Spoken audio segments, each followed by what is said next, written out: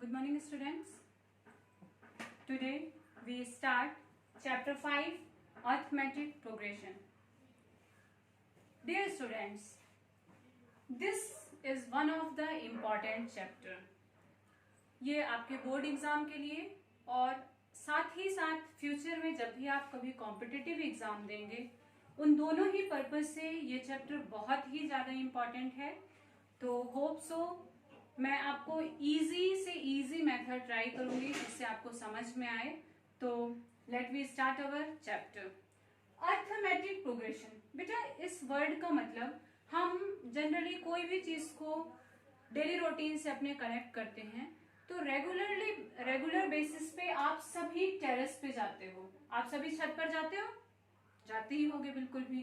तो बेटा हम छत पर जाने के लिए स्टेप्स को यूज करते हैं, सीढ़ियों को यूज करते हैं. ठीक है, आप कभी नोटिस करना जो सीढ़ियां बनी हुई होती हैं वो एक डिफरेंस पे बनी होती हैं कि हाँ ये है, फिर उससे थोड़ा ऊपर दूसरी सीढ़ी, फिर उससे थोड़ा ऊपर, लेकिन उनके बीच में जो डिफरेंस होता है, मतलब ये जो गैप है, जैसे ये इसके बीच का, फिर ये लगभग सेम होता है ना. यही आपका क्या कहलाता है, ये आपका डिफरेंस कहलाता है.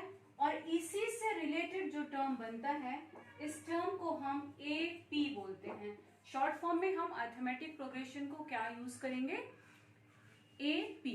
Okay dear. नाउ इसमें कुछ इंपॉर्टेंट टर्म्स हैं. सबसे पहले हम टर्म की बात करेंगे. अर्थमेटिक प्रोग्रेशन में टर्म क्या होता है. बेटा कई बार हम नंबर लिखते हैं जैसे 2.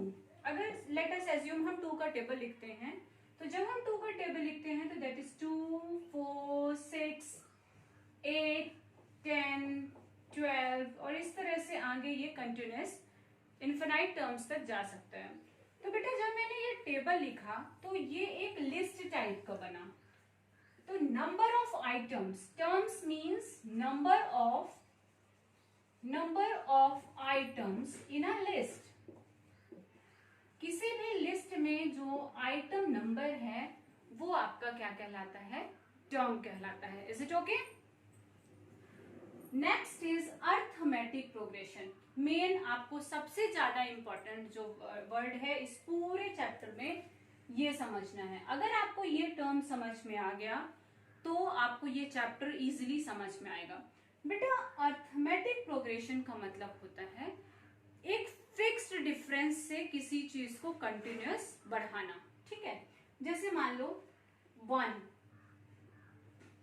3, 5, 7, 9, 11 and up to infinite terms. अगर आप इस सीरीज को देखोगे तो आपको ये सीरीज कैसी दिख रही है. इसमें कंटिन्यूअस मीन्स 1 के बाद 3 आया, 3 के बाद 5 आया. तो आप भी इसको शॉर्ट आउट कर सकते हो कि इनके बीच में एक फिक्स्ड डिफरेंस है ना.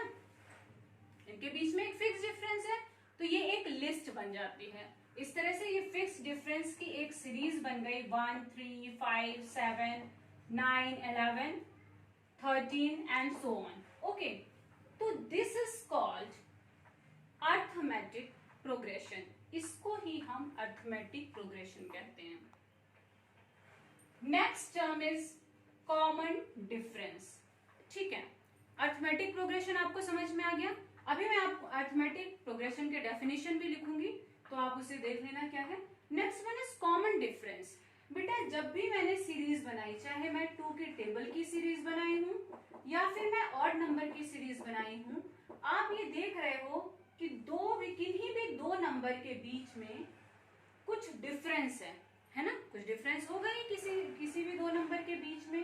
इन दो नंबर के बीच में जो डिफरेंस होता है उसी को हम कॉमन डिफरेंस बोलते हैं.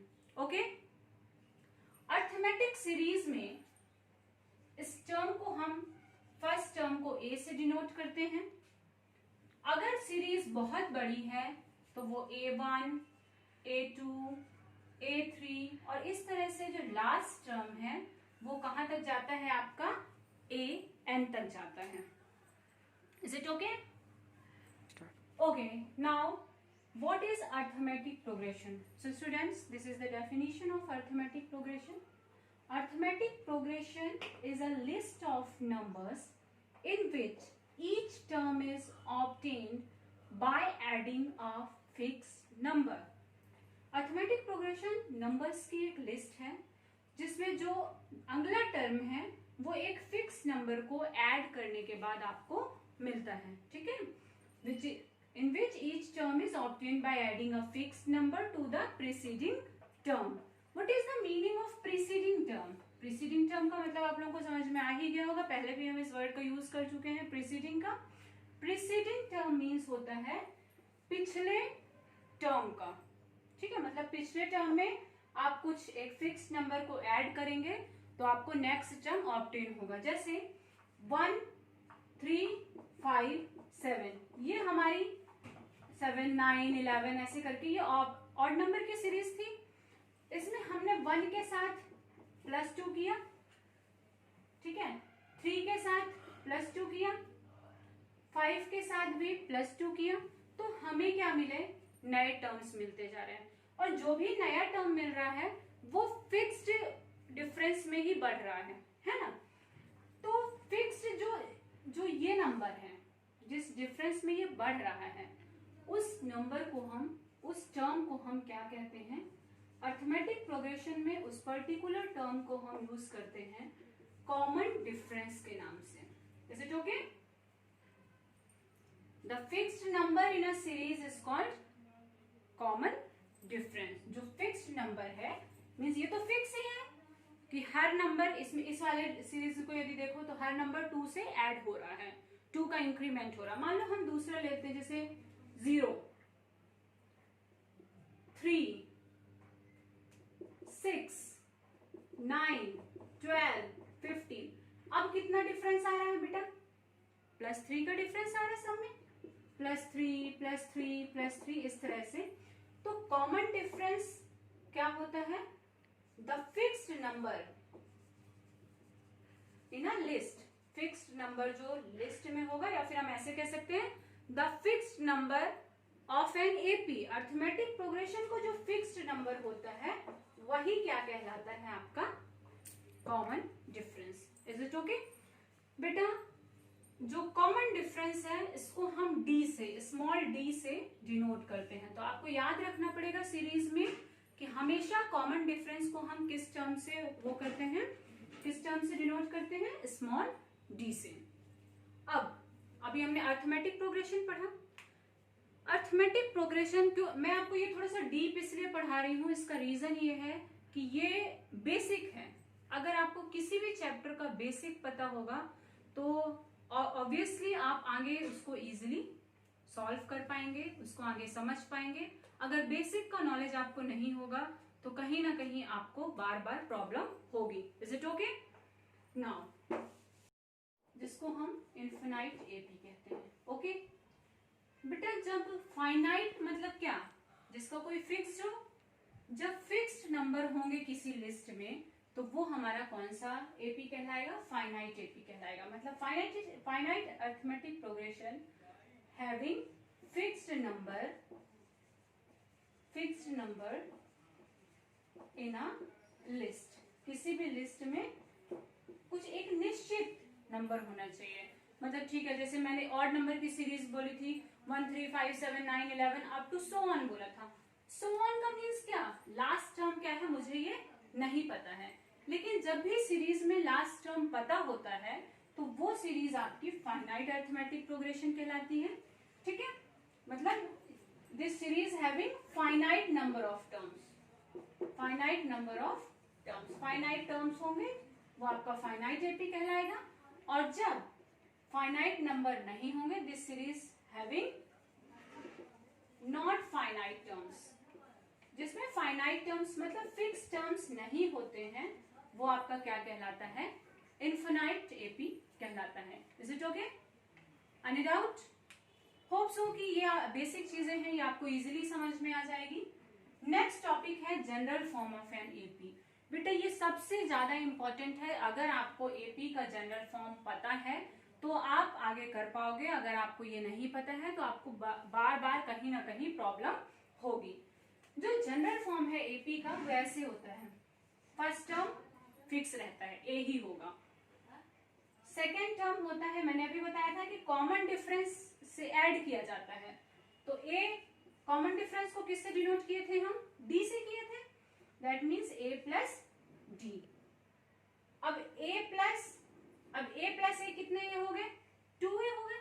लेकिन हम यहाँ पे ऐसे नहीं करके ये क्या करेंगे, a प्लस 2d। इस तरह से आगे जो आपकी सीरीज है वो बढ़ती जाएगी, a plus D, a plus 2d, a plus 3d and so on. This is the general form of an AP. Today we will do only one exercise, exercise 5.1.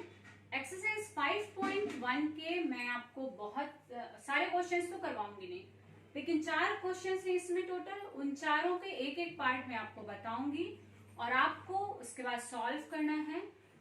जो स्टूडेंट्स YouTube में हैं बेटा, आप लोग जो भी क्वेश्चंस नहीं बनेंगे उन क्वेश्चंस का क्वेश्चन नंबर डालना और आप मुझसे इजीली उसको पूछ सकते हो कमेंट करके कि मुझे ये क्वेश्चन नहीं बन रहा है, उसका मैं आंसर आपके साथ शेयर करूंगी। Is it okay? Okay, let's we start our exercise 5.1। Exercise 5.1 students, in exercise 5.1 मैंने आपको पहले ही बताया 4 क्वेश्चन है। फर्स्ट क्वेश्चन है, in which of the following situation does the list of number involved make an arithmetic progression? जितने भी situations दी हैं, 4 सिचुएशन दी हैं, इसमें से किस में अर्थमेटिक प्रोग्रेशन बन रहा है और क्यों बन रहा है? तो question number 1, the taxi fare after each kilometre when the fair is ₹15 for the first kilometre and ₹8 for each additional kilometre. कह रहा है आपको टैक्सी फेयर के बारे में बता रहा है कि taxi fare of 1 kilometre, 1 kilometre में टैक्सी फेयर कितना है बेटा? ₹15। और हर एडिशनल किलोमीटर पर इसका जो है, इसमें कितने रुपीज ऐड हो जाएगा? 8 रुपीज ऐड हो जाएगा। So taxi fare of second kilometre कितना हो जाएगा? ₹15 प्लस 8, कितने किलोमीटर, कितने रुपीज हो गया बेटा? 15 और 8 हो गया आपका 23। फिर taxi fare of next third kilometre, 3 kilometre का कितना हो जाएगा? अब 23 आ चुका है, 23 प्लस 8, फिर 8 रुपीज इसमें ऐड हो गए, 31 हो गया। तो जो टैक्सी फेयर है वो कैसे बन गया? 15, 23, 31 एंड सो ऑन। तो क्या ये अर्थमेटिक प्रोग्रेशन है? हाँ बिल्कुल है अर्थमेटिक प्रोग्रेशन, क्योंकि इसमें कॉमन डिफरेंस कितने का है? डी, 8 रुपीज का है। क्योंकि हर एडिशनल किलोमीटर में, जैसे भी एडिशनल किलोमीटर 1 किलोमीटर के बाद अगला किलोमीटर होता है, दूसरा किलोमीटर वैसे ही 8 रुपए बढ़ गया, 23 रुपीज हो गया। फिर तीसरे किलोमीटर में फिर 8 रुपया बढ़ गया तो 31 हो गया। फिर अगले किलोमीटर में 8 रुपीज बढ़ जाएगा तो 39 हो जाएगा। इस तरह से हमारी जो अर्थमेटिक प्रोग्रेशन का जो डेफिनेशन था वो यहाँ पे क्या हुआ, इसमें बता रहा है। ठीक है, next question is right first 4 terms of the AP. आपको एपी के 4 टर्म लिखना है, जबकि आपको फर्स्ट टर्म ए दिया हुआ है और कॉमन डिफरेंस डी दिया हुआ है। ठीक है, हम लिख लेंगे। आपको मैंने जनरल फॉर्म बताया ही था कि जनरल फॉर्म है A plus D, A plus 2d, A plus 3d and so on, क्योंकि 4 टर्म ही लिखना है। पहला क्वेश्चन, सेकंड क्वेश्चन का फर्स्ट पार्ट है, ए दिया हुआ है आपको 10 और डी कितना दिया हुआ है? डी दिया हुआ है आपको 10। तो दैट मीन्स पहला term 10, A is equal to हो गया 10, ए प्लस डी कितना हो जाएगा? 10 plus 10 that is equal to 20। A plus 2d कितना हो जाएगा बेटा?